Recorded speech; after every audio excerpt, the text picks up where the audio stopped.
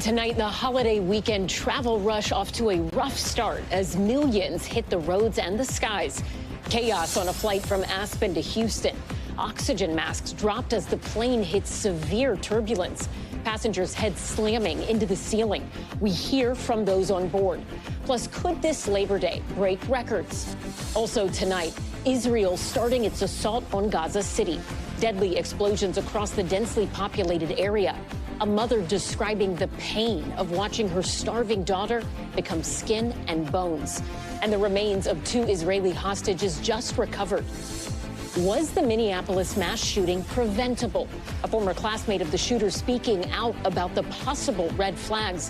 What police are now saying about making contact with the shooter's mother. Marking 20 years since Hurricane Katrina made landfall. A survivor trapped in her attic as the waters quickly rose recalls her narrow escape. And we speak with Coast Guard members who pulled off thousands of rescues. What sticks with them 2 decades later? The major change to packages sent to the U.S. from overseas. Some services stopping shipments entirely and why you might pay more if you get your deliveries at all. Game over for Chuck E. Cheese. The body camera video of the mascot in full costume arrested right in front of a group of kids. And college football kicking off with serious star power. Arch Manning, the nephew of Peyton and Eli Manning, playing his biggest game ever on a weekend that started with Taylor and Travis and ends with Bill Belichick. Plus, breaking tonight, a court dealing a major blow to President Trump's trade policy, saying a majority of his global tariffs are illegal, why they'll stay in place, at least for now. Top Story starts right now.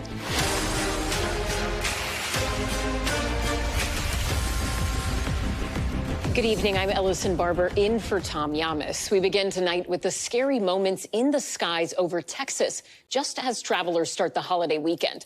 A SkyWest flight hit with severe turbulence forced to make an emergency landing.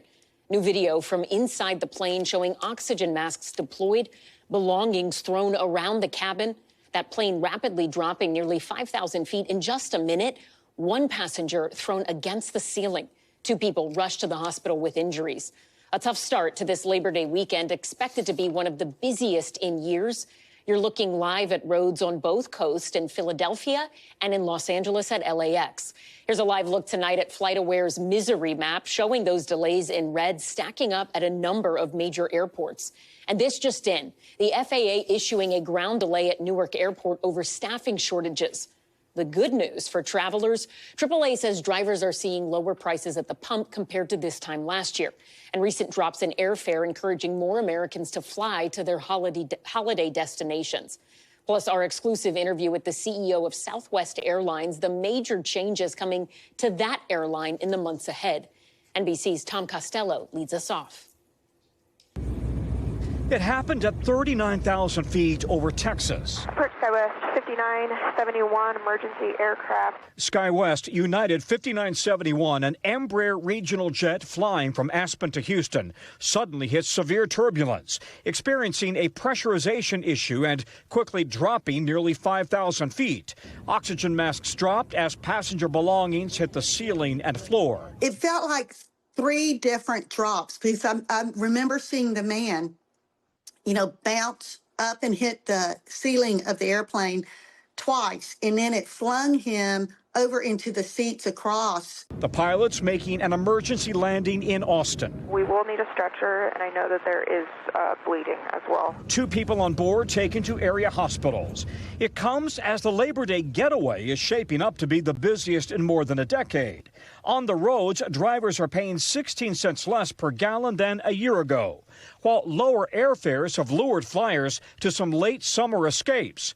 For Southwest Airlines, Labor Day marks a countdown as it prepares for the biggest transformation in its history. Southwest CEO Bob Jordan. 85% of our customers want assigned seating, and so we're changing that. The airline, once known for its all-aboard approach, will soon add different classes of seating and extra legroom for a price. By January, every Southwest plane will look like this. In standard seating, you'll get 31 inches of distance from seat back to seat back.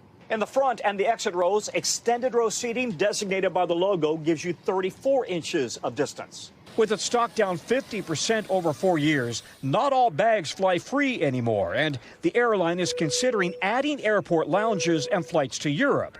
But CEO Jordan insists Southwest will remain true to its culture. At one point, we had plastic boarding passes. At one point, we said we would never have a frequent flyer program. So you've got to change to become and stay relevant to your customers, meet their needs. Tom Costello joins us now. Tom, as you mentioned in your report, this year's Labor Day is expected to be the busiest on the roads in recent years. Remind us, what are the best and worst times to be out driving?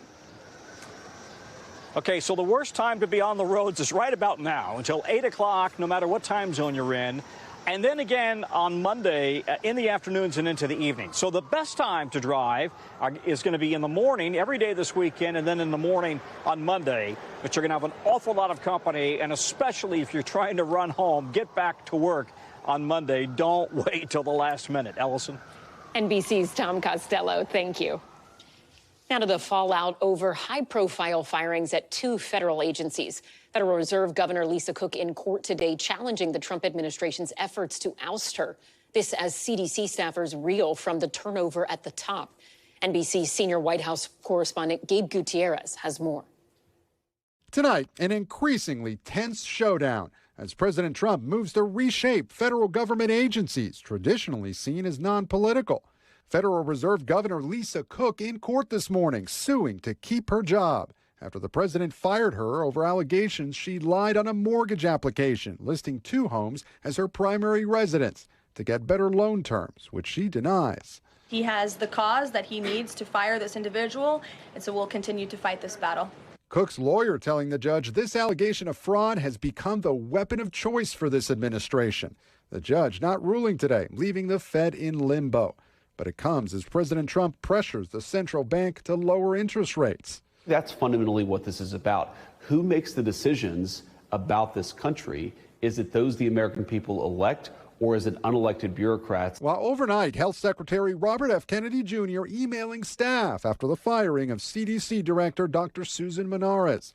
I am committed to working with you to restore trust, transparency, and credibility to the CDC, Kennedy writes, naming top deputy Jim O'Neill acting CDC director. O'Neill is a former investment executive, not a doctor. Kennedy pushing to revamp the CDC after he says it made mistakes during the pandemic. The CDC has problems. But Menares' lawyer says she was targeted because she refused to rubber stamp unscientific, reckless directives. She said she would never do anything illegal, and she would never do anything that ran counter to the science. And she said the secretary asked her to do both. And Gabe Gutierrez joins us now from the White House. Gabe, we also have some breaking news on President Trump's tariffs tonight, right? Yeah, that's right, Allison. This is very significant. It's a legal blow for the Trump administration. An appeals court just a short time ago striking down most of President Trump's tariffs on imported goods, saying he could not use emergency powers to justify those tariffs. But, you know, Allison, the court panel saying that the tariffs can stay in place as the legal process plays out. Now, Allison, tariffs have been a huge part of the president's foreign policy of his second term, and he says they level the playing field for American workers. He's used them to negotiate trade deals with several countries, but critics say he hasn't struck enough trade deals. Now, just a short time ago, Ellison, the president posted a quote on social media. He said that a highly partisan appeals court, his words, ruled incorrectly, and he now says he'll appeal to the Supreme Court. So this battle is far from over. Elsie. Gabe Gutierrez on the North Lawn. Thank you. And new details tonight about that horrific attack at a Minneapolis church. Questions swirling over whether this tragedy could have been prevented as we learn more about the shooter's background and family. Here's NBC's Maggie Vespa. 24 hours after police said they couldn't make contact with the mother of the Minneapolis church shooter, NBC News has confirmed she's hired a criminal defense attorney. And tonight, an update. Can you tell us, have investigators been able to talk to the shooter's mother? I can tell you this, through working with our partners with the Bureau of Criminal Apprehension of Minnesota, there has been conversation and I am not at liberty to go any further than that. NBC News has reached out to Mary Grace Westman, who hasn't been accused of any wrongdoing. So far, no comment. Meanwhile, questions loom about whether Wednesday's massacre could have been prevented. There's definitely red flags. Former classmate and friend Josefina Sanchez telling NBC News affiliate KARE 11 in 6th and 7th grade the shooter had a chilling fascination with Nazis. He would salute to Hitler and definitely do it when the teachers weren't watching. The shooter's hate-filled journal stating it was around that age she started thinking about committing a school shooting. A few years later, in 2018, a police report obtained by NBC News shows officers responded to the home where she lived with her mother. The reasons? Mental health and a check on the welfare of a juvenile. Can you say whether warning signs were missed? Those are investigative details, and we'll leave them in the investigation until we're able to give that information to you. The attack killing 8-year-old Fletcher Merkel and 10-year-old Harper Moisky. Astoria Safe, also 10 among the injured. She has a bullet shrapnel stuck in her skull. Her being here today is a miracle. And Maggie Vespa joins us now from Minneapolis. Maggie, police, they have been able to get in touch with the other parent, I understand, but tell us a little more about these stories. They're devastating, but people are clearly coming together there. I understand you have also just learned masses at that church are actually getting ready to resume. Yeah, Ellison, that's right. Actually, tomorrow at 5 o'clock local time will be the first mass here since this shooting happened. It's going to be in the auditorium, so not in the typical chapel where the shooting occurred. And there'll be one tomorrow, 9:30 on Sunday as well. Both will be live streamed. It's important to note the school hasn't decided when classes will resume, but Minneapolis Public Schools starts for the year on Tuesday. And because of that, Minneapolis police are increasing patrols around all schools, churches, and religious buildings in the area for weeks to come. Ellison. NBC's Maggie Vespa on the ground there in Minneapolis. Thank you. Turning to the news breaking overseas, Gaza's health ministry reporting at least 70 people have been killed since dawn today as the Israeli military launches a new offensive on Gaza City. NBC's Molly Hunter reports tonight from Jerusalem. Tonight, massive explosions in the east of Gaza City. The IDF announcing it has begun preliminary operations and the initial stages of the attack on Gaza City. Amir, my son, this man wails over and over, my son, carrying the lifeless body of a young boy after an Israeli strike. There's an estimated 1 million people crammed into Gaza City.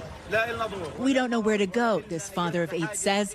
As airstrikes intensified 2 days ago, the IDF encouraged residents to move to empty areas, shown in blue on this map. But a map on the IDF website shows some of those areas inside the red danger zone. Asked about confusion caused by the discrepancy, the IDF didn't answer NBC's question and said the map on the website still stands.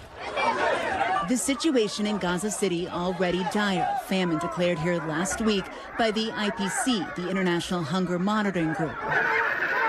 9-year-old Miriam used to weigh 55 pounds, now just 19. I was in first grade, she says. When there was food, I was fine. I want to go back to how things used to be. Her 32-year-old mother, Medelali, says her little body is rejecting food. My daughter is dying in my hands, she says. Every hour I wake her up, even if I don't need anything, just to make sure she's still alive. Allison, one of the main reasons the Israeli military has given for going in with such intensity into Gaza City is to bring the hostages home. Now, they believe there are about 48 hostages inside Gaza. The military believes about 20 may be alive. Well, the Israeli military, on the day that they began this major push into Gaza City, announced today that they recovered the remains of 2 hostages, including 55-year-old Ilan Weiss. He was murdered in Kibbutz Be'eri on October 7th. Allison? Molly Hunter, important reporting. Thank you. Still ahead tonight, the Senate shakeup. Republican Senator Joni Ernst deciding not to run for office again. What it could mean for the GOP's grip on power. Plus, the warning tonight over oysters after 2 people are killed from bacteria found in the shellfish. And marking 20 years since Hurricane Katrina. The powerful stories of those who survived the catastrophic storm and the critical lessons all these years later. Stay with us.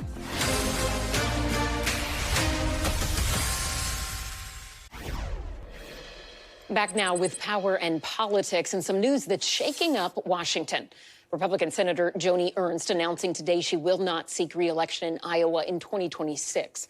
The move potentially opening a lane for Democrats to flip the seat in a state where they have not won a Senate race since 2008. For more on this, I want to bring in NBC's Yamiche Alcindor. Yamiche, talk to us about this decision and what does it mean for next year's midterms? Well, this is a striking decision by the senator, and Democrats, as you said, are hoping to now turn this seat blue, but they have an uphill battle because, as you said, Democrats haven't won a Senate seat since 2008, and President Trump won this state in the presidential election by 13 percentage points. And by the way, all 4 House seats, they're all held by Republicans currently. So Iowa right now is a deep red state, even though it used to be a swing state. That said, there's a big question of why the senator is doing this. She faced a lot of criticism from the right because she openly questioned whether or not she could support the defense secretary, Pete Hegseth, when he was going up for confirmation. He was facing allegations of sexual assault and that he had issues with alcohol. The senator has been a big advocate for sexual assault victims, including those in the military.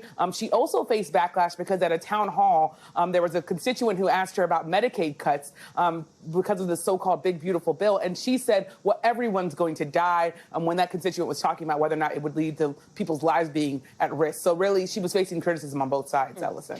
And Yamiche, while I have you, I also want to ask you about some other major news you have been reporting on. President Trump making the decision today to end former Vice President Kamala Harris's Secret Service protection. Take us through your reporting on that. That's right. Well, the former vice president's Secret Service protection is going to end on Monday because the president is revoking that protection. Now, typically, vice presidents get about 6 months, specifically 6 months of protections when they leave office. Former President Biden had extended that for Vice President Harris by 18 months, saying that she was going to get 18 months of protection. But now, of course, President Trump is doing away with that, as he has also done away with Secret Service protection for former President Biden's children, as well as the former Department of Homeland Security secretary. Now, all of this is coming as the vice president is just about to embark on an international and national book tour. So there's going to be a lot of public appearances, a lot of worry that she's going to need some sort of security detail to keep her safe because she is still, of course, a high-profile figure in America that is facing threats. So definitely something to watch. But in some ways, there are critics who say this is the president sort of going on a revenge tour and targeting her because of that. Ellison? NBC's Yamiche Alcindor, thank you. When we come back, 20 years after Hurricane Katrina, Tom Llamas talks with New Orleans residents who remember the pain they felt that day and the pride they feel now with the way their city rebuilt. And why packages you're getting from overseas could be costing you more if you get them at all. But first, top stories, top moment. A life-changing surprise for a mother of 2, Annette Morales. A Georgia auto shop raised more than $160,000 for Morales after she told them she could not afford repairs for her car. The shop owner, Sherwood Cook Jr., presented the gift this week. Take a look. We put out your story and asked for donations.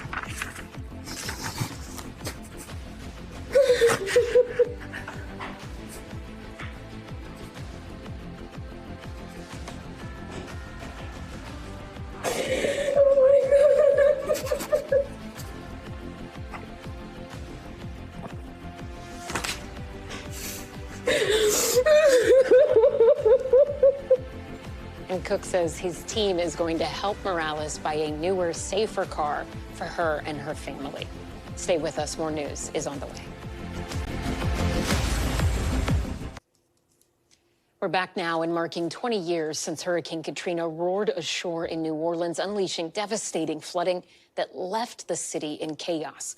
The stories from those who survived remain a powerful reminder of the force of Mother Nature and of the man-made failures that turned this disaster into a catastrophe. Our Tom Llamas sat down this week with 3 people who remember the pain of that time all too well. Here are their accounts of Hurricane Katrina. I'm joined tonight in our studio by 3 people who were directly impacted. Dr. Courtney Jackson was a teenager living with her family in New Orleans when Katrina hit. Actor Wendell Pierce grew up in New Orleans. And Travers Mackle is an anchor for our NBC affiliate WDSU in New Orleans. I thank you all for joining us tonight. Courtney, I'm going to start with you. You weren't a doctor back then. You were 19 years old. Yes. What do you remember about Hurricane Katrina when it hit? Man, that's a loaded question. I remember a lot of things. Well, actually, I remember when it the storm first hit, it was just a lot of, you know, trees down, and we thought, like, you know, things had passed. And then we thought things were over, and then water just kind of came in out of nowhere. All right, take the life jacket. Now, the water's going to be deep. You got to do it. You got to. And I was like, well, where does this water come from? Because I thought the storm had passed at that point, and the water was just rushing in. And then I had to think about, you know, my family and how I was going to, you know, alert someone to know that we were in the house.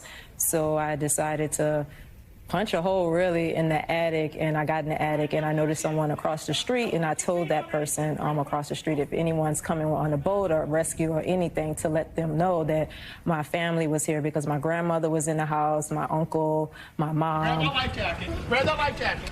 As a 19-year-old, yeah. I mean, what was that like? It was scary. Just move this stuff out the way, babe. Because I had never experienced anything like that in my life. All right, come on. Generally for hurricanes, we'll pack like a 3-day bag or something like that, but we never thought it would be something, you know, this catastrophic. And Travers, you were a local reporter at the time when this happened, Hurricane Katrina, and you actually met Courtney. Right, we met 20 years ago. We had covered the storm in the Superdome, and I think as a journalist, you think, okay, we're going to cover a hurricane. It's going to hit, it may be bad, it moves on. This was not the case. For Katrina, when the levees broke and 80% of the city goes underwater and it's flooding that you just can't even imagine. The sights are something you can't prepare yourself for. Me and the crew I was with jumped on a police boat. I mean, look, it is crazy to think about that police officers had to kind of drop their badges and guns and pick up boats and axes to go through roofs and attics. And we jumped on this police boat, and we were there to document the rescue of Courtney. Yeah. And what did you think when you saw a family from New Orleans having to be rescued by boat? Yeah, look, I mean, we launched the boat with the police off of an on-ramp on the interstate in 12-feet-high floodwater. I mean, these guys are trying to avoid cars when they're doing the engine with the boat, which is kind of surreal to even think about. It was something to see, because you see people on their rooftops stranded yelling for help. They tried to get as many as they could. And look, at a certain point, I think as journalists, we all cover the story, and then we can go home at night, and you can put your head in your pillow, and you can go to sleep. That wasn't the case this time around. I mean, every single person was impacted. So we were trying to help where we could, pointing out to officers of, hey, there's somebody over there, there's somebody over here. You were more than just a local reporter there. You were from New Orleans. Right. I have roots in New Orleans. My family's from there. My wife's from there. I was covering it in Biloxi, and the destruction in Biloxi, I couldn't believe. But in New Orleans, when you saw your city, like we have this studio right now, underwater, what was that like for you? I mean, it hit you at a place where it's hard to describe, but I think it hurts everybody. But for the first time, I feel like New Orleans, whether you were black, white, rich, poor, old, young, everyone was impacted by Hurricane Katrina. It was equal in the worst possible way. Wendell, your family is from New Orleans. You are New Orleans. When I think of New Orleans, I think of you. That's a compliment. But I do want to ask you, there were some neighbors that lived near your family when Katrina hit. What happened to them? I live in the neighborhood of Pontchartrain Park, a historic neighborhood that came out of the civil rights movement. And we went to church that Sunday, and we had neighbors and church members, the Bynums, who lived around the corner from us. They were in their 80s. And we were talking to them after Mass and said, are you going to leave? We're thinking about evacuating. They said, oh, no, we're going to ride this out, which is a common practice in New Orleans. And we decided to leave because never before had there been a mandatory evacuation. I actually wanted to stay. I told my parents, if they call a mandatory evacuation, then I'll leave. They called my bluff, right? Because I thought that would never happen. When that happened, we decided to leave. And then we were in the storm about 50 to 60 miles west of the city. And then I heard the most horrific thing after the passing of the storm, which, as the doctor said, we survived, but it was the man-made disasters of the breaking of the levees. And the most frightening thing I remember was, this is the emergency broadcast system. This is not a test. And we are so accustomed to hearing that as a test, but when they said this is not a test, it sent a chill through my body. And they said the levees in New Orleans have broken. And we all grow up knowing that if the levees ever failed New Orleans, we always knew the city would fill up like a bathtub. And so we knew immediately that people were in danger. I made the assumption that there were going to be people who died. And unfortunately, the Bynums, who lived around the corner from me, they did die. And so in this 20th anniversary, I think of all of those lives that we lost, like the Bynums. And, you know, I think that we have to live a purposeful life and a purposeful reflection in this 20th year. What went right and what went wrong, hold people and ourselves accountable so that their deaths won't be in vain. Courtney, it's 20 years later. You're now Dr. Courtney Jackson. Yes. Do you worry about your family in New Orleans every time there's a hurricane in the Gulf? Yeah, because there's a potential possibly that can happen again. If something like this does happen again, I don't know how New Orleans will come back from that. So yeah, I worry about my family a lot when it comes to hurricanes. When you ride the riverboat, Travers, as you know, down the Mississippi, and you look at New Orleans, you look down on neighborhoods because they are below sea level. And that always stands out to me. 20 years later, is New Orleans any safer? So I think it is. $15 billion and a better flood system later, the city is better protected from a storm. And I think it was because of lessons learned after Hurricane Katrina. A lot of states and a lot of federal leaders learned from Hurricane Katrina. And unfortunately, they learned the hard way. They learned that over 1,000 people died, which is tragic. But the local, state, and federal response was not good during Hurricane Katrina. It has been well documented, but I think other states that have to deal with hurricanes now learned from Hurricane Katrina, and they have assets mobilized, better evacuation plans, ways for people to get to safety. So to answer your question, I think New Orleans is better prepared from a hurricane if it would ever approach, only because of the money spent to fortify the levees. Wendell, I'm going to give you the last word here. We look at this studio. I know it is chilling to see your city underwater. This is not New Orleans today. New Orleans is a place where you go and you can watch a brass band next to 50 people you've never met and have the best time of your life, or eat some crawfish that can only be prepared a certain way, like in New Orleans. When people ask you why New Orleans, what do you tell them? New Orleans is the best display of the American aesthetic. We created jazz, where you have the freedom to improvise and at the same time honor the forum and the form of the song. We live our culture more than anyone else, and culture is that intersection between life and the people who live it. And we have come up with the most creative, most self-affirming way of living your life. The good and the bad we're able to deal with and adjust to and adapt and improvise. And that's reflected in our culture. And that's what you've seen over these 20 years. The people are resilient, the people are visionary, the people are creative. So it is the best of the American aesthetic on display. And that is the spirit of New Orleans. Wendell Pierce, I thank you for your time. Dr. Courtney Jackson, we thank you for being here. And Travers Mackle, thank you for all that you do for New Orleans and all of your great journalism.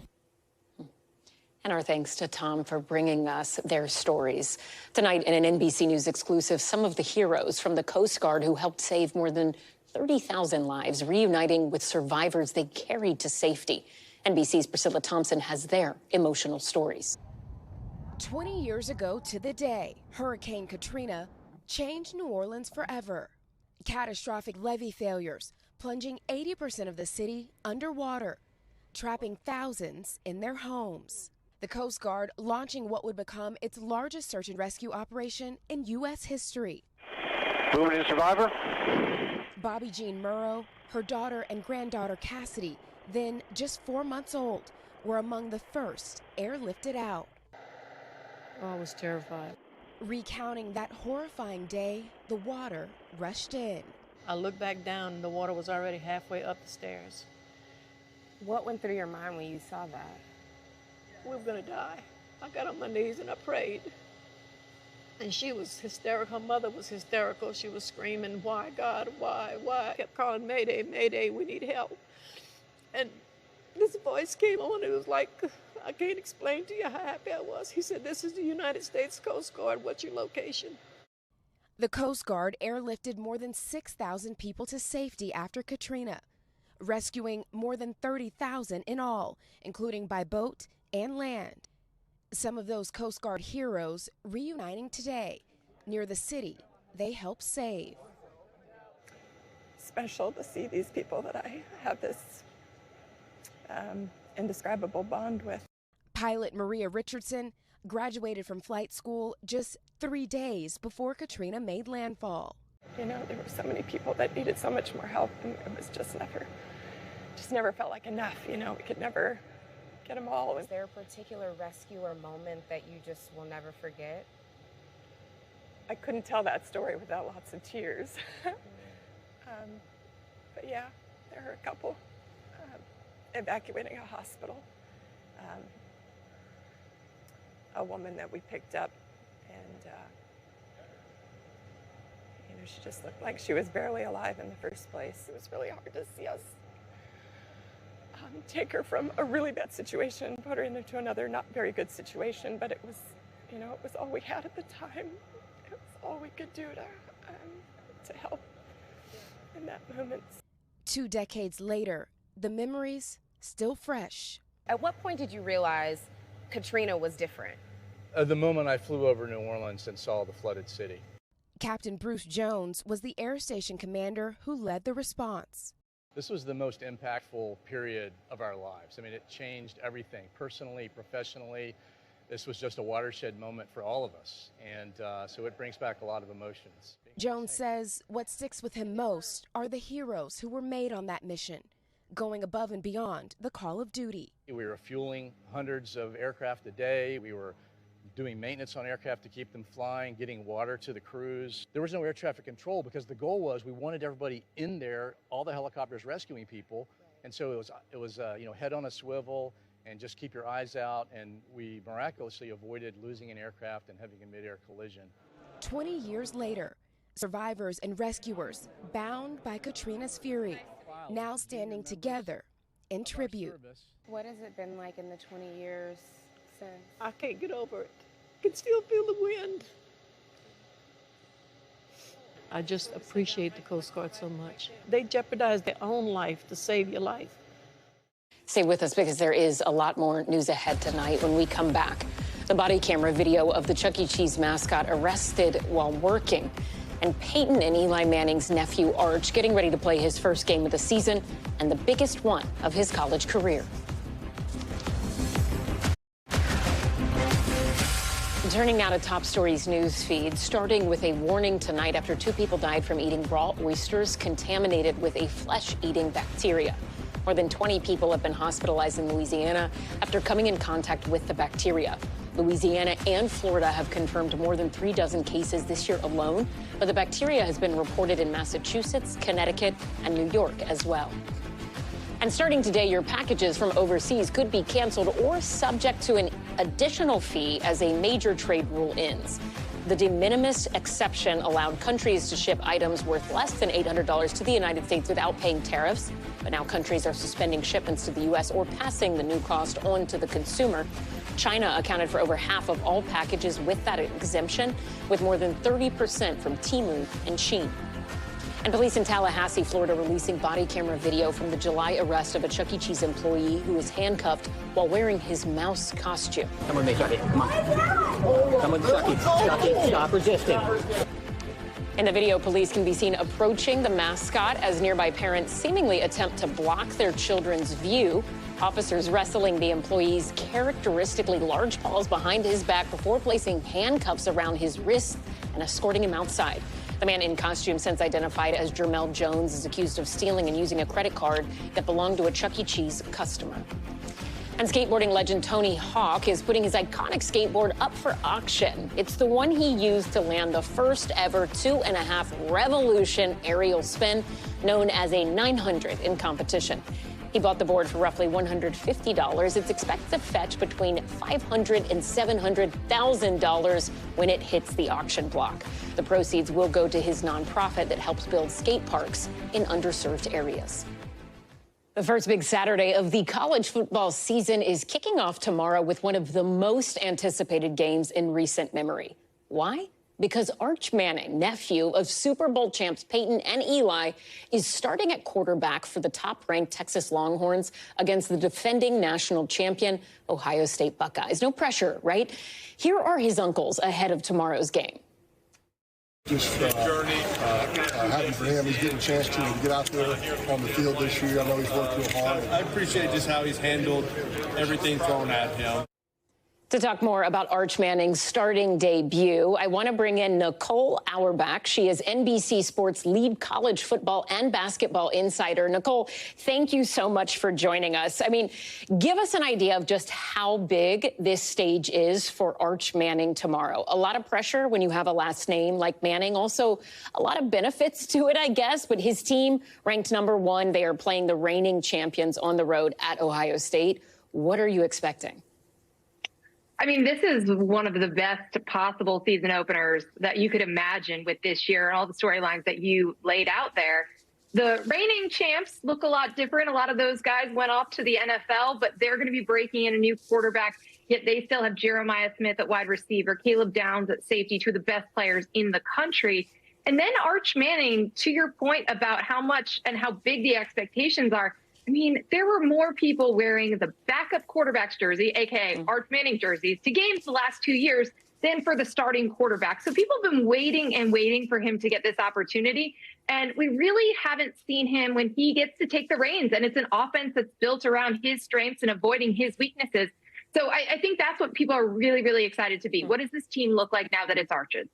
And we should mention Arch is projected to earn millions this year alone, right? You touched on people waiting for him to step into this role. He sat on the bench for 2 years instead of transferring somewhere else to have a starting spot.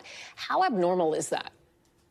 It's super rare in college football today. It's kind of like how it used to be maybe 10, 15 years ago, before guys could transfer and play right away. And, you know, maybe schools were using millions of dollars to entice them to come to their school. But Arch said that he never thought about it. He really likes Austin and his classes and his friends and his life there. And I just think it's something we should applaud because so much of college football is transient or transactional right now. And for him to stay and wait his turn is really remarkable, especially with all the pressure and the expectation. You just don't see five-star quarterbacks do this, especially ones that have a last name like this. You would have thought he wanted to go somewhere to play right away, and he didn't. He went to quarterback battles. He didn't win them, and he waited his turn, and now that time is now. There are a lot of games, big games this weekend, right? It started with Taylor Swift and Travis Kelce at the Cincinnati-Nebraska game last night. It'll end with Bill Belichick's college debut Monday night for North Carolina. In terms of all the games happening, the biggest ones, which one has you the most excited? I'm really excited for LSU Clemson. I think there's going to be the best quarterback battle of the season, potentially, with Cade Klubnik at Clemson and Garrett Nussmeier at LSU. I think guys who are already looking towards next year's NFL draft are going to be paying attention for both of these guys. But I think they're both national title contenders. They both play in stadiums that they call Death Valley, so it's a little bit of a battle for the rights, the naming rights to call themselves Death Valley. But I think that one's it's getting a little bit lost in the shuffle, but I think it's going to be a fantastic game. And like you said, I mean, all eyes are going to be on Bill Belichick to cap off the weekend. I think that one's going to be really fascinating because we want to know if his methodology and his coaching, if it works at the college level. So I think that's going to be a great, kind of nightcap to these 5 straight nights of college football. And you mentioned in that answer the NFL draft. Let's pick up on that before you go. A lot of people are going to be talking about that when it comes to Arch Manning, surely, right? Comparing him to his uncles or even his grandfather, Archie Manning. How does he stack up possibly as an NFL prospect? Well, it's hard to say right now because, we've only really seen him complete 61 passes as a college quarterback. But the difference that's worth noting is that he can actually move, right? He has some athleticism. He can run. There's an element to his game that is very different than his uncles, who were kind of very awkward runners when they had to.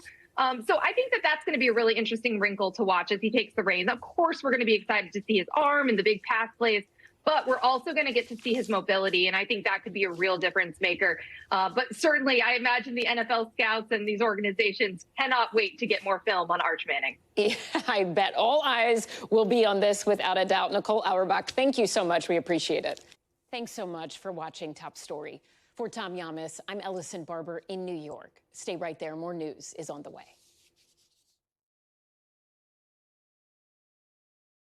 We thank you for watching, and remember, stay updated on breaking news and top stories on the NBC News app or watch live on our YouTube channel.